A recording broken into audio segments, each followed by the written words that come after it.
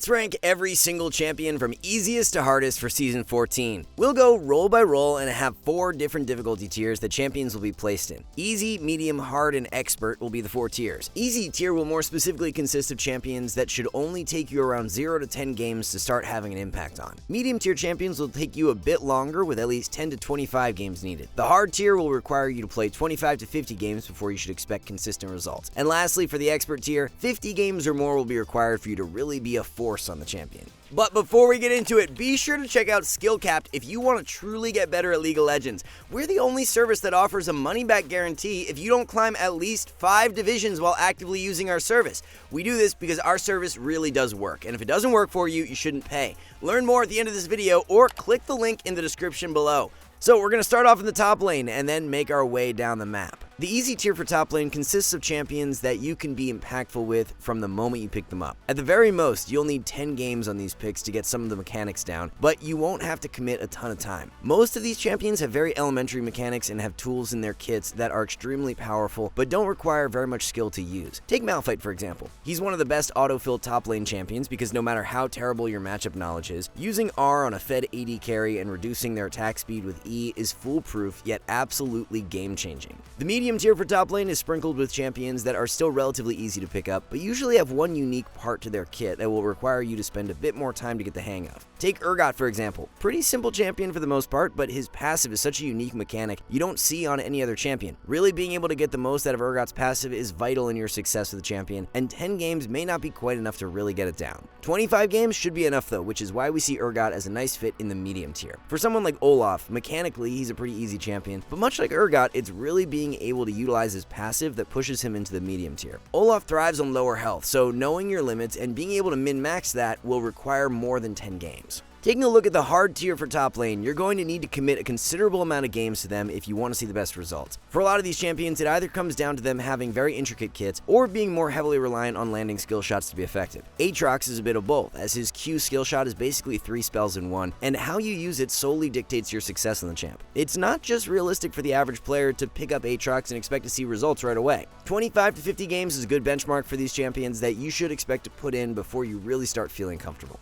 Lastly, for the top lane expert tier, these champions are for those players that really want to challenge and can commit to staying consistent and spamming a bunch of games. We can name off each champion individually because this tier is much smaller than the rest, as we have Gangplank, Rengar, Riven, Jace, Irelia, and Cassante. One thing that helped us with ranking champions was by asking ourselves the question, how would I feel if my teammate were a first time this champion in my game? We'll refer to this as the first time test throughout the video. For someone like Malphite, who we have in the easy tier, the answer was simple. I wouldn't be too worried if I saw my top lane was first timing the champ. Now, vice versa, there is not a single champion in the expert tier that I would feel comfortable to see my teammate first timing in my ranked game. The skill floor is extremely high for these expert tier champions because they're more mechanically intensive while also being feast or famine champs. Being even or staying ahead is vital on these champions to be impactful, as other than Cassante, none offer any high value utility for their team. To really get the most out of these champions and to play them at a level to where they are more worth it than champions in the tiers below, you should expect to play at least 50 games. For jungle, the easy tier consists of champions that have more linear kits and don't require any advanced mechanical skill to be impactful. These champions are going to be the best for you to pick up if you're looking to learn the role, because being able to focus solely on your macro play will make you a better jungler as a whole much faster. Trundle is the perfect example of an easy jungler because his combos are very simple, and the brunt of his damage comes from auto-attacking and using Q. Getting used to the auto-attack reset that Trundle's Q provides is probably the most difficult part about him, but even then, it's not going to take you more than a few games to nail it down.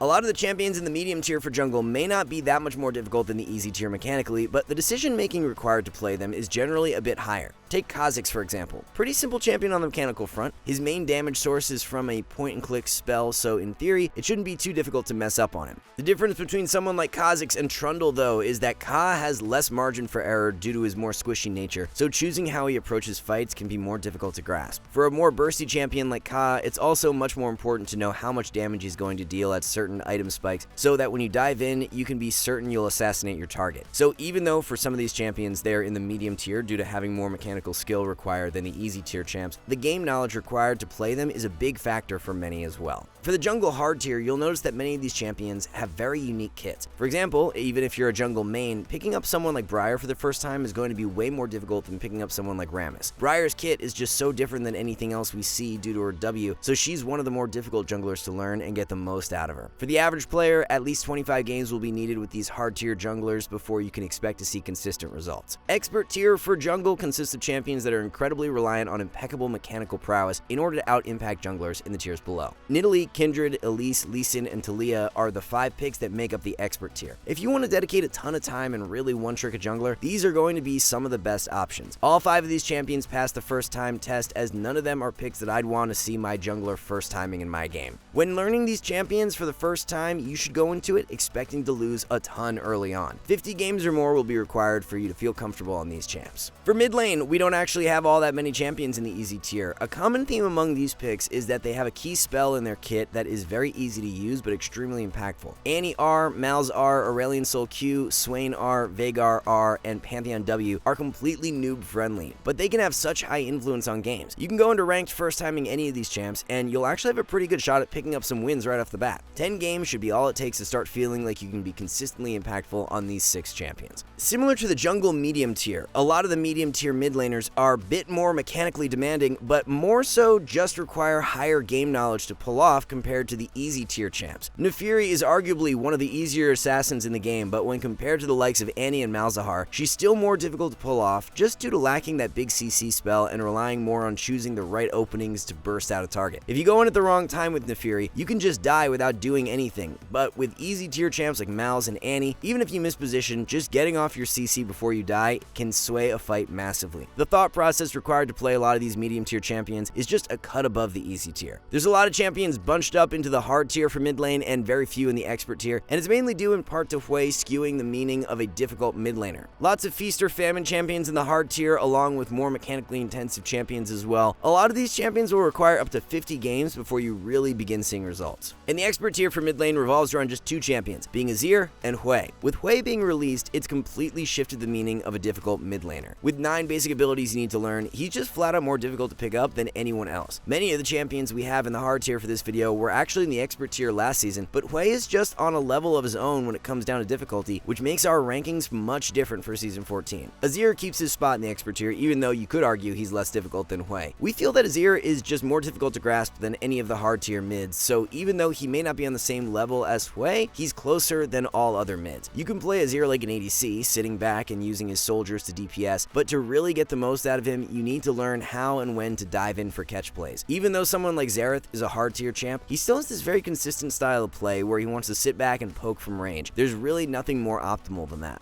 With Azir though, this drastic shift in playstyle from being a backline DPS character to suddenly diving into an entire team is very difficult to master and is a big reason to why Azir is in the expert tier. Heading down to the bot lane now, we just have 2 champions in the easy tier for ADC, and they are Ashe and Miss Fortune. Relative to all other ADCs, Ashe and MF are the most linear and simple to pick up. Both champions have ways to be impactful without needing incredible kiting skill, which is a big reason to why they're here. You don't even need to land a single auto attack with either one of them, as both MF and Ashe have ults that can heavily sway games. If you're newer to ADC, it's going to be positioning and kiting that takes the most time to learn, being a role with more vulnerable characters, but Ashe and MF let you cheat that a little due to being less auto attack reliant. The medium tier for ADC is where you get into the champs that are more auto reliant, but not necessarily more mechanically intensive than Ashe and MF. A lot of these champions have escape tools or range enhancers in their kits, which make them more forgiving than some of the other ADCs you'll see in the hard and expert tier. Even if you're not the best ADC player, picking up Xayah or Tristana can help you out a lot due to the self-peel they have in their kits and less reliance on positioning perfectly to succeed. You don't have to be the most mechanically gifted player to win on these champs, which makes them good fits for the medium tier. Jumping into the hard tier for ADC, this is where min-maxing becomes much more important and choosing your openings is vital. Picks like Draven, Lucian, Vayne, Kai'Sa, Neela, and Samira are all shorter ranged ADCs, which means you have to always be walking this fine line of staying safe but still being able to pump out damage. Aphelios and Zeri just have more advanced kits compared to the average ADC, so it's going to take you more time to learn them. Jhin, being one of the more skill shot heavy ADCs, is not someone you can expect to stomp with immediately. Getting used to his ammo mechanic is also a process, as no other ADC in the game has that feature. And just 2 champions sit together in the expert tier for ADC, as we have Kalista and Ezreal. Both of these champions are picks that you just never want to see being first timed on your team. Ezreal, being the most skill shot reliant ADC, will take you at the very least 50 games to play at a decent level, but even then hundreds of games is more realistic. Kalista, being one of the most early game reliant ADCs, and with so much of her power tied to how well her support can synergize with her, you need to be a very proficient Kalista player in order to make her work. The passive kiting mechanic is also something that no other champion in the game has, so this alone will take take a multitude of games to learn. Moving on to support, if you want to pick someone up and see near immediate results, or if you want a good autofill champ, these are your best options. Maokai, Heimerdinger, Soraka, Nautilus, and Yuumi are all extremely simple to grasp and be effective with in the very first game you pick them up. Maokai and Naut just have very easy to hit crowd control, which makes them effective no matter how bad you are. Soraka and Yuumi can buff up their carries by simply using their point and click spells, so there's no way for you to be useless on either champ. As for Heimer, even though he is more skill shot reliant, just placing down turrets, shoving the enemy under tower, and poking with W should not take you more than 10 games to get the hang of. So much of Heimer's power as a support comes from the pressure his turrets provide, and it takes very little skill to perform in that sense. The medium tier for support is littered with champions that you can still have pretty good success with right away, but generally have more nuanced kits that require a bit more tinkering with to be effective.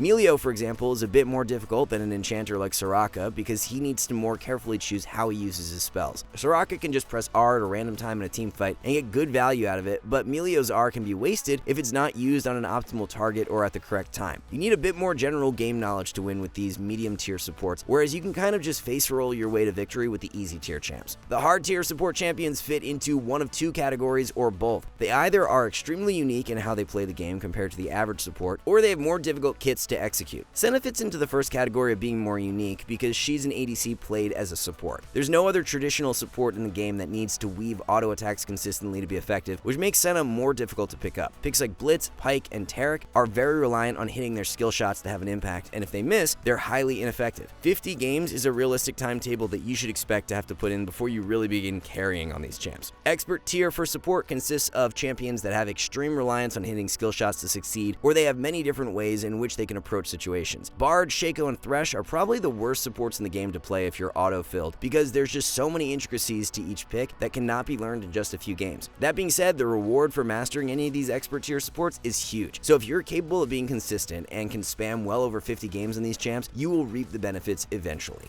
Alright guys, before we wrap this up, let's tell you a little more about SkillCapped. So, we offer a 5-division rank up guarantee, and think that's a pretty crazy thing to offer. It's like a gym membership guaranteeing you'll get ripped. Your local gym would go bust if they offered that, right? Not us. We've offered this for years because our service really does work. It works so well, in fact, that we're able to produce by far the largest catalog of premium league guides on the internet. We add over 20 videos a week, with over 1,600 guides curated into over 100 courses no one can compare. We've also sent Challenger players into ELO Hell 714 times and counting, where they commentate how to carry live. They also respond to all questions asked. Sign up today for as little as $6.99 a month if you are serious about improving. So there you have it guys, our yearly update ranking every single champion from easiest to hardest for Season 14. Thanks so much for watching, and we'll see you back soon.